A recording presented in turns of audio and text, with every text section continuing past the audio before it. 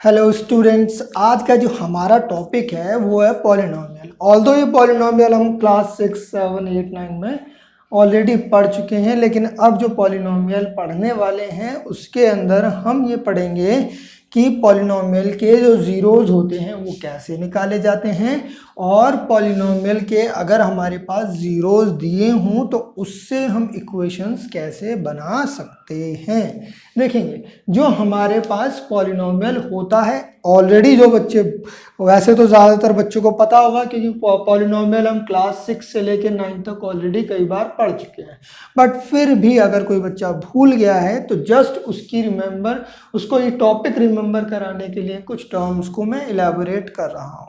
मैं बताना चाहूँगा कि पॉलिनोमियल क्या होता है। एक एक्सप्रेशन होता है। क्या होता है जी? एक्सप्रेशन होता है जिसमें वेरिएबल को रिप्रेजेंट किया जाता है विद कांस्टेंट, है ना। वेरिएबल एंड कांस्टेंट के बीच में एक रिलेशनशिप एस्टेब्लिश किया जाता है।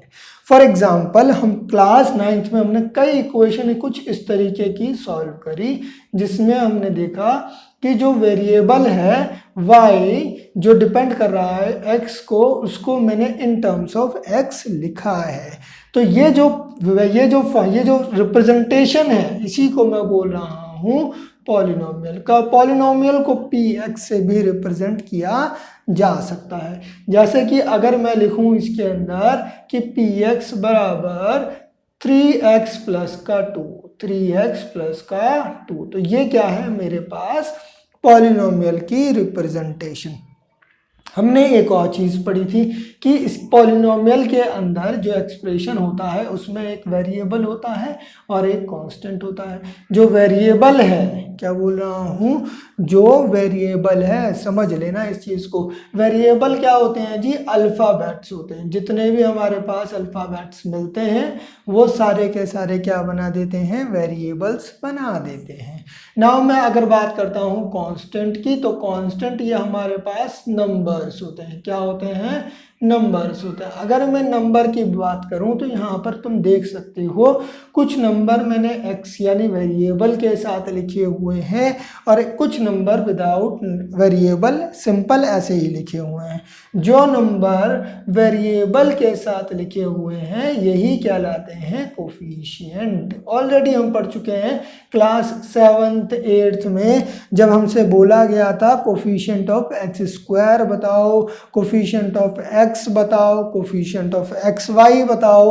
क्लास 8 में 9th में ऐसे क्वेश्चंस कई बार आए।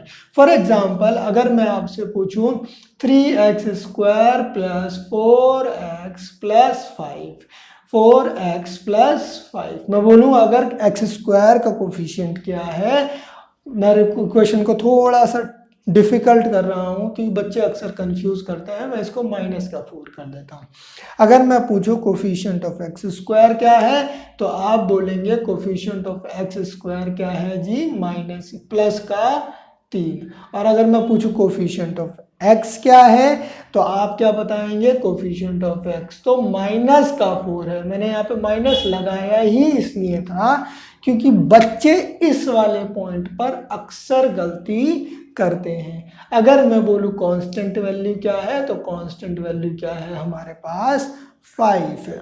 चलो, ये तो हुई क्लास 9th की, अप टू 9th जो हमने पढ़ा था।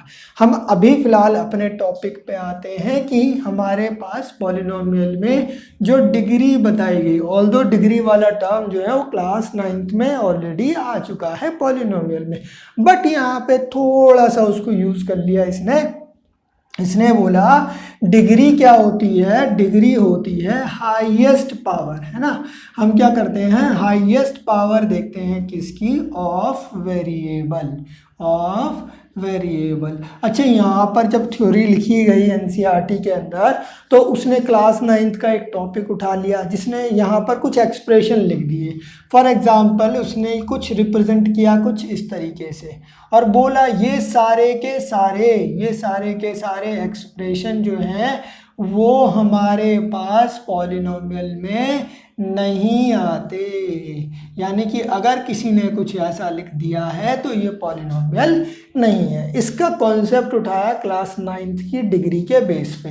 हमने पढ़ा था डिग्री नहीं हो सकती, नॉट पॉसिबल। क्या? Not possible. अगर मैं निकालना चाहूँ डिग्री किसकी, अगर मैं निकालना चाहूँ डिग्री जब अंडर रूट में वैल्यू दी हो, डिग्री जब नेगेटिव वैल्यू दी हो, इस टाइप के जब एक्सप्रेशन दिए होते हैं तो डिग्री कैलकुलेट नहीं की जा सकती, क्योंकि वो पॉलिनोमियल ही कंसीडर नहीं होते।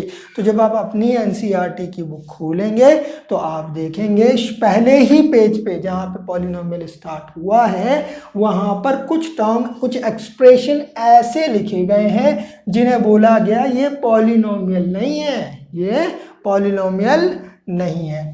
खैर आगे चलते हैं, हम बात करते हैं type of polynomial on the basis of degree.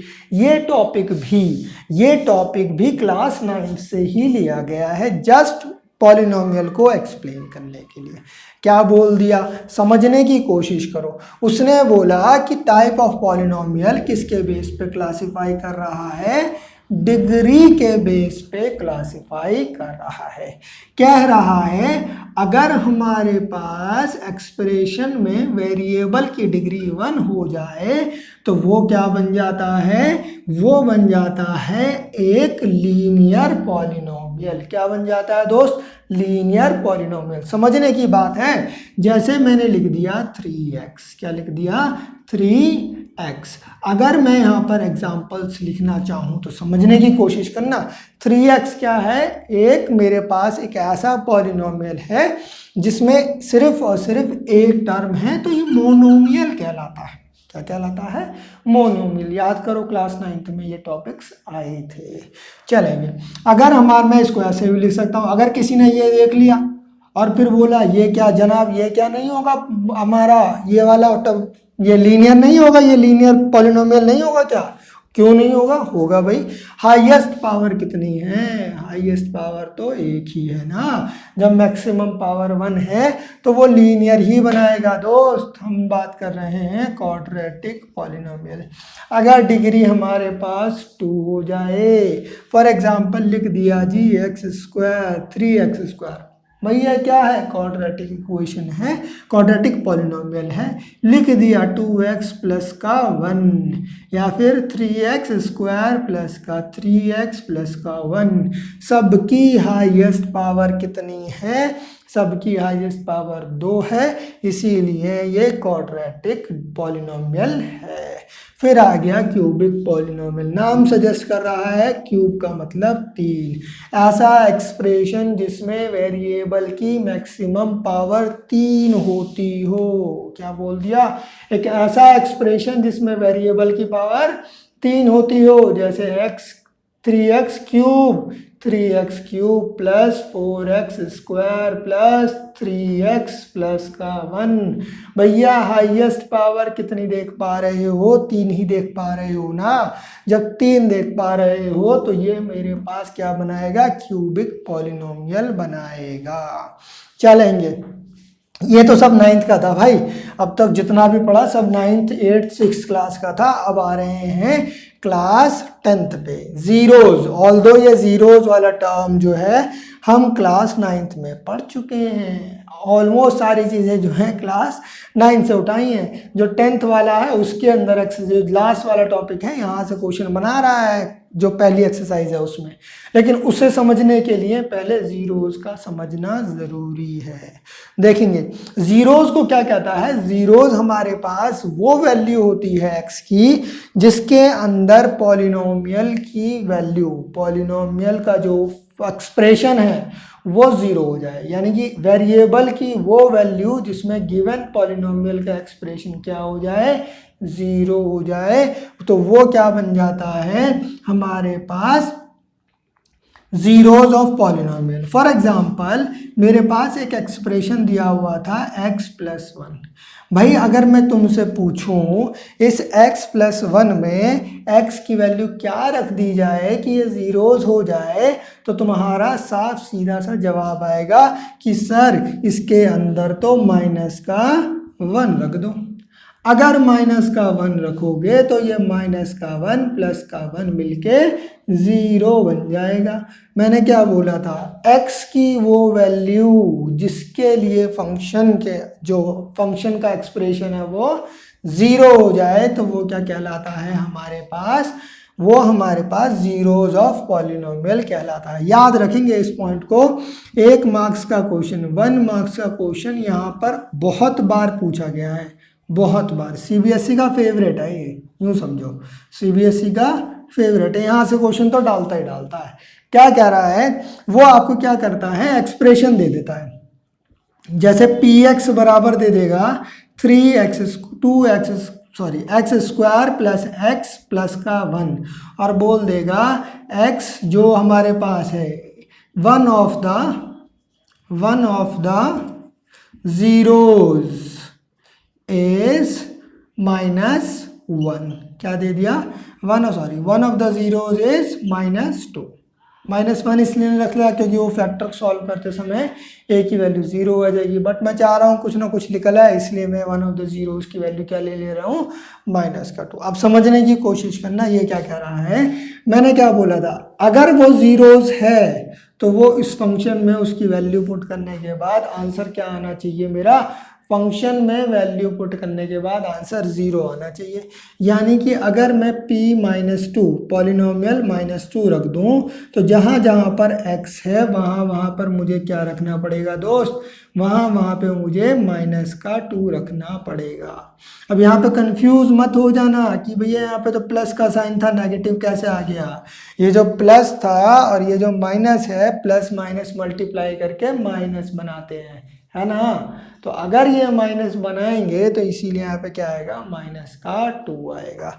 अगर ऐसा है तो इसकी वैल्यू किसके बराबर हो गई, 0। 4 - 2 + 1 = 0। a की वैल्यू कैलकुलेट करी तो ये कितना आया, 2a = 5, a = 5/2। भाई साहब ये क्वेश्चन कई बार एग्जाम में पूछा गया है तो आपको ये आना चाहिए, सिंपल सी बात। चलेंगे आगे, क्या कह रहा है, ज्योमेट्रिकल मीनिंग ऑफ जीरोस। हम क्या समझ रहे हैं, इसकी ज्योमेट्रिकल एप्लीकेशन समझेंगे जरा।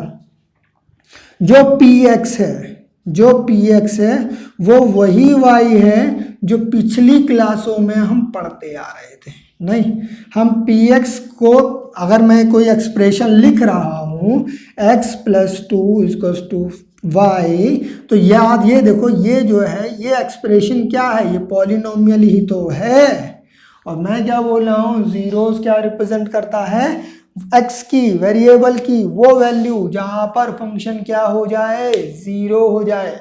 यानी कि जब मैं ग्राफ बनाता हूँ, फॉर एग्जांपल मैं इसको ड्रॉ कर रहा हूँ, जब मैं इसको ड्रॉ कर रहा हूँ तो मेरे पास वैल्यू कितनी आ रही है, कुछ मेरा ग्राफ मान लो ऐसे आ रहा है ना, कुछ मेरा ग्राफ ऐसे आ रहा है। ये वाली वैल्यू अगर आप सॉल्व करोगे तो इसकी वैल्यू ये आएगी, और जब ये वाली वैल्यू सॉल्व करोगे तो इसकी वैल्यू ये आएगी।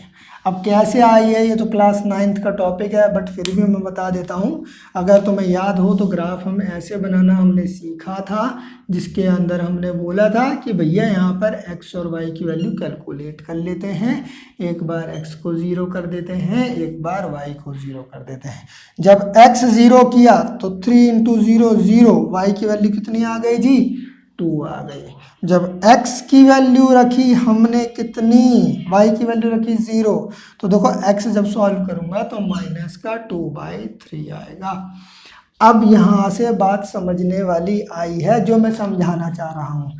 मैंने क्या बोला था, किसी भी ग्राफ को देखकर हम ये सजेस्ट कर सकते हैं कि उसके कितने जीरोज होंगे। कैसे सजेस्ट कर सकते हैं ये समझने की कोशिश करना।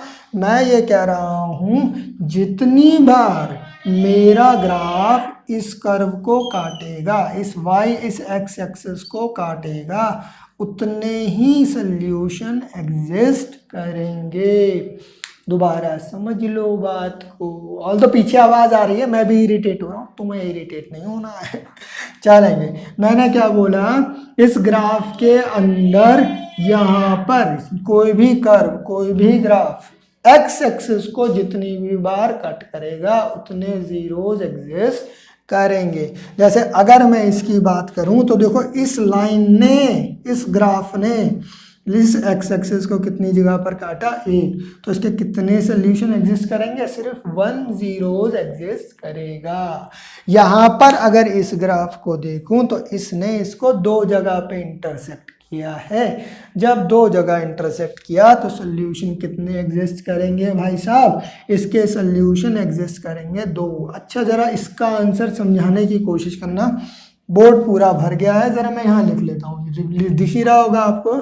देखेंगे जरा, 2 कर्व बना रहा हूँ, एक कर्व ये है जी और एक कर्व ये है। जब ये बना रहा हूँ तो मुझे बताएंगे, देखेंगे जरा समझने की कोशिश करना। मैंने क्या बोला, जीरोज तभी एग्जिस्ट करेंगे जब वो x एक्सिस को काटेंगे। ये एक स्ट्रेट लाइन जा रही है जो इस x एक्सिस के पैरेलल है, कभी इसको काटती नहीं है। अगर ये इसको नहीं काट रही है, समझ लो, अगर ये इसको नहीं काट रही है तो इसका मतलब इसमें नो जीरोज एग्जिस्ट, कोई भी जीरो एग्जिस्ट नहीं करेगा। लेकिन अगर इस वाले कर्व को देखो तो इस वाले कर्व में 3 जगह पे इंटरसेक्शन हुआ है, कर्व को 3 जगह काटा गया है। जिन जिन जगहों पर इसने उसको काटा है उतने सोल्यूशन एग्जिस्ट करेंगे और वही उसके जीरोस कहलाएंगे। होप कॉन्सेप्ट आपको समझ में आ गया होगा। नेक्स्ट वीडियो में हम इसकी एक्सरसाइज से डील करेंगे।